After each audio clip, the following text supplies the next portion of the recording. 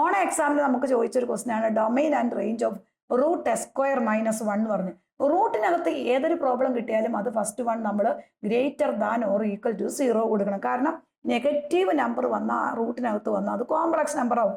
അപ്പോൾ ദെൻ അടുത്ത സ്റ്റെപ്പ് എന്ത് വരും? S square minus 1 equal to 0 വരും.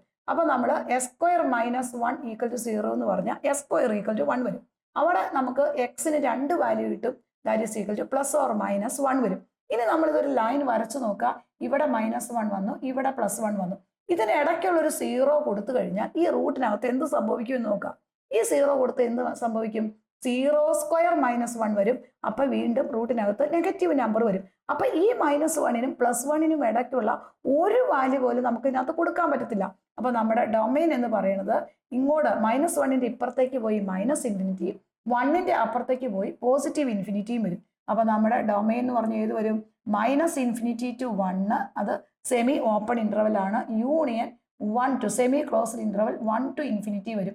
ഒരിക്കലും ഇൻഫിനിറ്റിക്കകത്ത് നമ്മൾ ഓപ്പണേ കൊടുക്കാം, നമ്മൾ ക്ലോസ്ഡ് കൊടുക്കരുത്. ഇപ്പൊ ഇവിടെ നോക്കിക്കേ, നമ്മുടെ ഡൊമൈൻ ഫംഗ്ഷൻ കിട്ടി. ഇനി റേഞ്ച് എന്ന് പറഞ്ഞാൽ എന്താണ്?